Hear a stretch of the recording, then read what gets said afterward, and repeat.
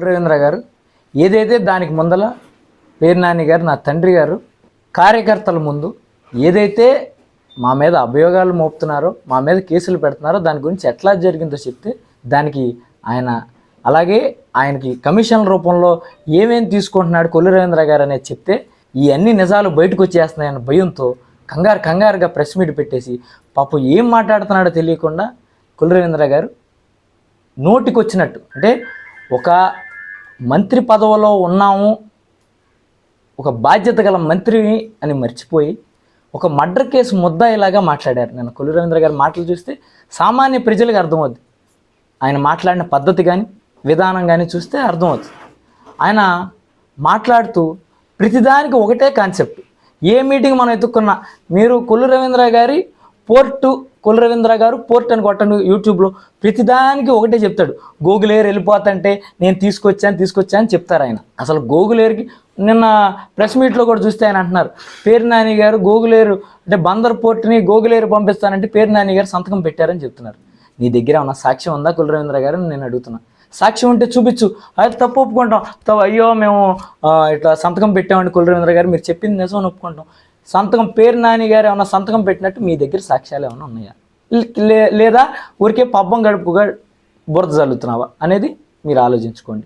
అది సాక్ష్యం ప్రూవ్ చేయండి, మీకు క్షమాపణ చెప్పడానికి మేము సిద్ధం. అలాగే పోర్టు నాకలా నేను చేశానని చెప్తున్నారు. అంటే ఎంత నిస్సిగ్గుగా మీరు తయారయ్యారంటే, పోర్టు మీరు చేశారా?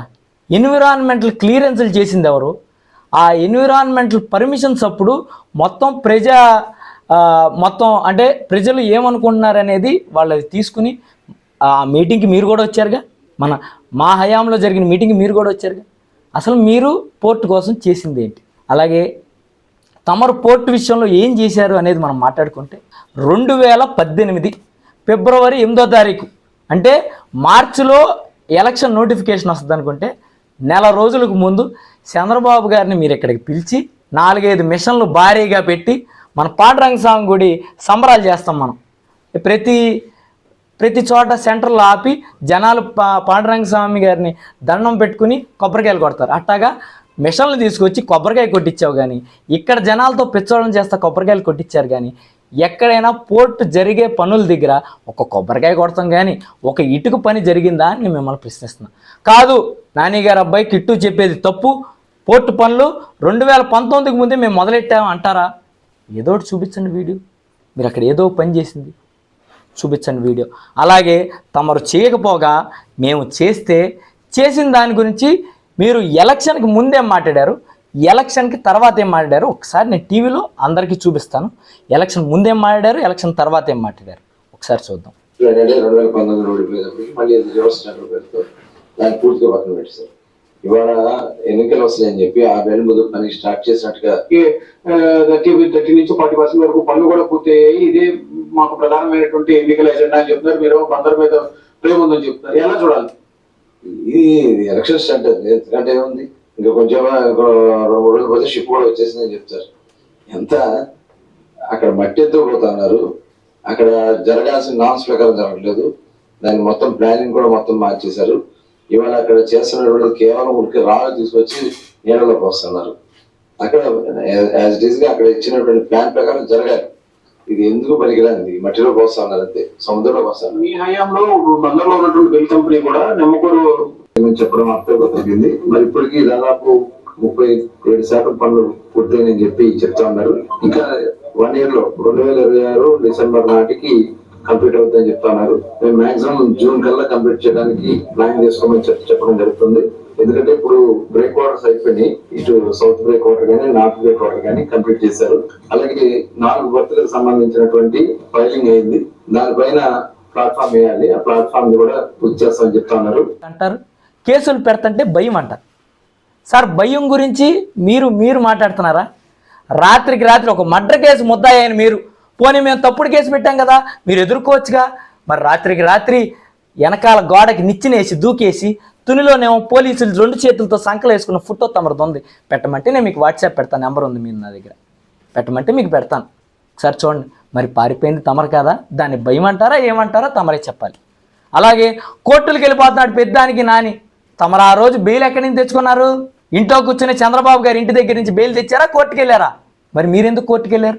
ఎవరైనా అన్యాయం ఏమైనా జరుగుతుందని మనకు అనిపించినా లేదా న్యాయం కోసం పరిగెత్తాలంటే వెళ్ళేది కోర్టే సార్.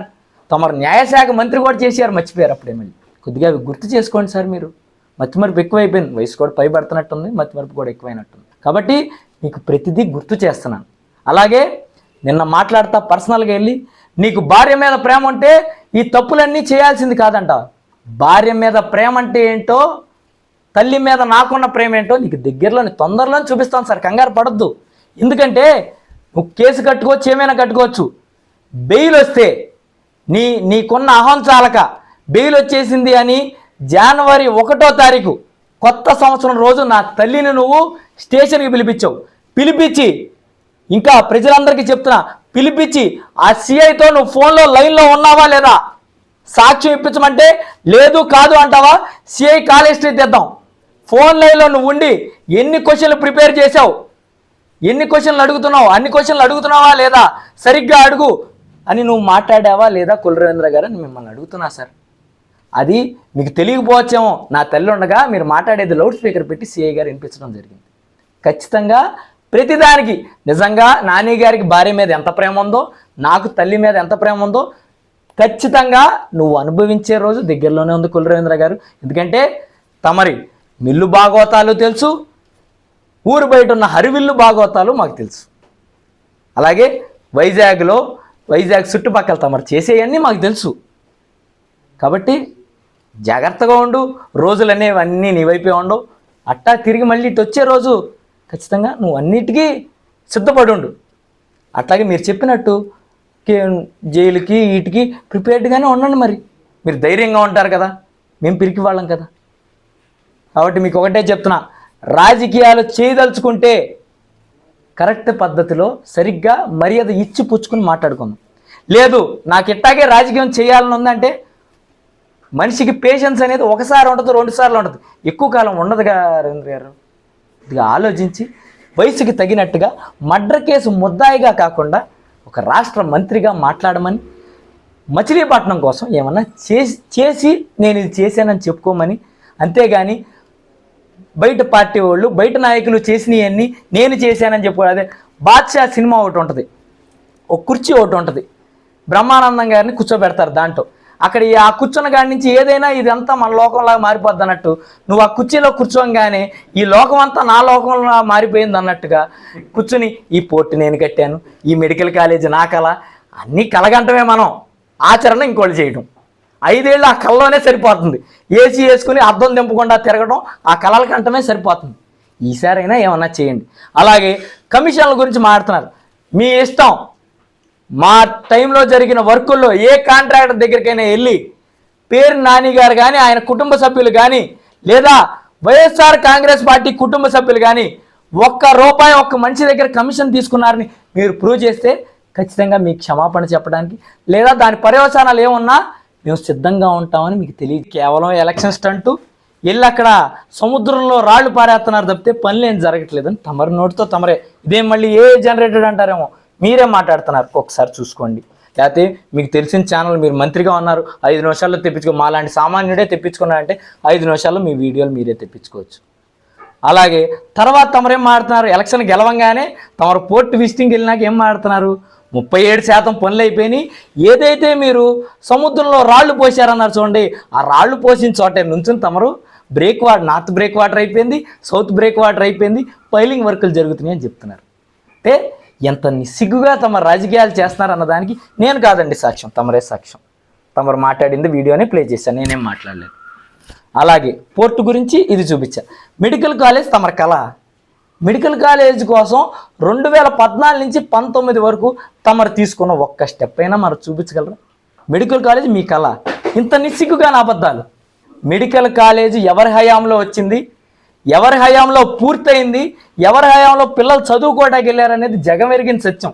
మీరు అబద్ధాలు ఆడి మీడియా ఛానల్లో చెప్పినంత మాత్రం, నిస్సిగ్గుగా మీరున్నంత మాత్రం ప్రజలంత పిచ్చోళ్ళు కాదని మీకు తెలియజేస్తున్నా. అలాగే ఒక మత్స్యకారుడు వయ్యుండి మత్స్యకారుల కోసం కనీసం ఫిషింగ్ హార్బర్ అని మాటలు చెప్పావు, కానీ ఒక్క పనైనా ముందుకు కదిపావా? 2014 నుంచి 19 పోనీ సెంట్రల్ గవర్నమెంట్ అంటే సెంట్రల్ గవర్నమెంట్ ఆ రోజు పొత్తులో ఉన్న తమరు కదా, మరి ఎందుకు చేయించుకోవాలా?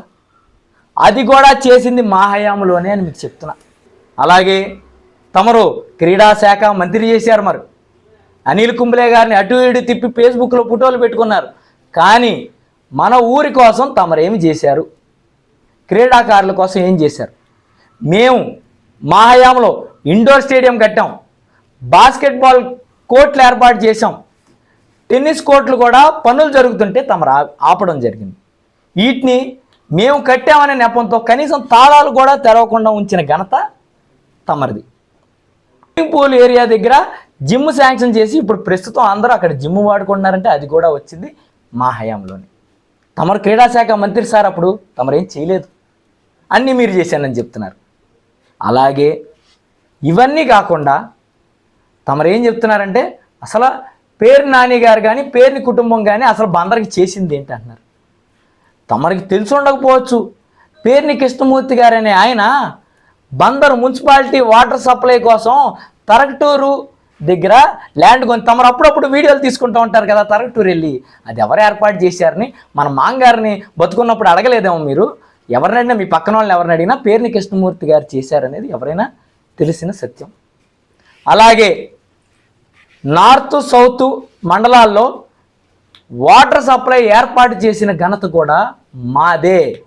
లేదు తమరు చేశారని ఉంటే దానికి ఏమైనా సాక్ష్యాలు ఉంటే తమరు ప్రెస్ మీట్ పెట్టి తమరు ప్రెస్ మీట్గా మాట్లాడండి. అయ్యో కులరేంద్ర గారే చేశారు, మేము అబద్ధాలు ఆడాం, మేము తప్పు చేసామని మేము ఒప్పుకుంటాం మళ్ళీ ప్రెస్ మీట్ పెట్టి. తమరు ఏమీ చేయకుండా ఏదో చేశానని మాట్లాడతాం. అలాగే పేరు నాని గారు ఇవి కాకుండా తమని కొన్ని క్వశ్చన్లు అడిగారు. ఏంటి, మీకు కమిషన్లు ఎక్కడెక్కడి నుంచి వస్తున్నాయి? అలాగే మన మెగా సంస్థ వాళ్ళతో ఈ బీచ్ ఫెస్టివల్ నెపంతో జనాలందరిని అటు తరలిచ్చి మార్కెట్లో మన బిల్డింగ్కి స్లాబ్ వేయించుకోవటం వాస్తవమా కాదా అని అడిగారు. దాని గురించి ఎక్కడ మాట్లాడలేదు. మరి ఎందుకు మాట్లాడలేదు సార్? లేదంటే మెగా వాళ్ళు కట్టలేదు, మెగా వాళ్ళతో కూర్చోబెట్టి వీళ్ళు మాకేం ఇవ్వలేదని చెప్పొచ్చు కదా సార్. చెప్పలేదు కదా తమరు, మరి అది ప్రూవ్ చేసుకోవాలి కదా. అయ్యేం మాట్లాడేది లేదు, ఏదో ఒకటి అనేయాలి. ఇంకోటి, తమరు మాట్లాడేది చాలా సభ్యతగా మాట్లాడడం నేర్చుకోండి. నాకంటే వయసులో పెద్దోళ్ళు, నాకు మీకంటే ఎక్కువ బూతులు వచ్చి సార్. కానీ మనం నాయకుడి స్థానంలో ఉంటున్నాం, జనాలకు ఒక ఎగ్జాంపుల్ అయ్యే దిశగా మనం మాట్లాడాలి.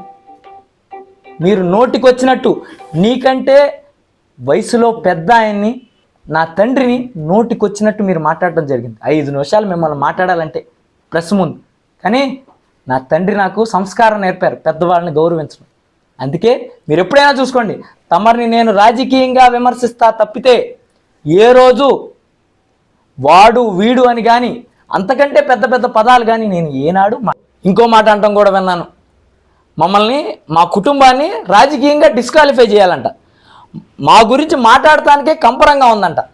సార్ తమరి గురించి మాట్లాడితే మాకు అసలు నిష్ఠూరంగా ఉంది మీ గురించి మాట్లాడతాకి. ఎందుకంటే తమరు మాట్లాడిన మాటలు కొన్ని వినిపిస్తాను, ఒకసారి చూస్తారా?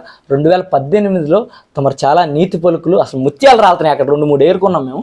ఒకసారి చూడండి సార్.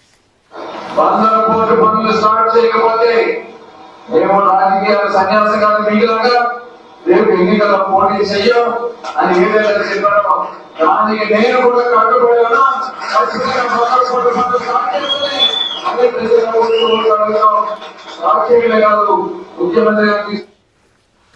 కట్టుబడి ఉన్నారు. 2018లో చెప్పారు, విన్నారు కదా.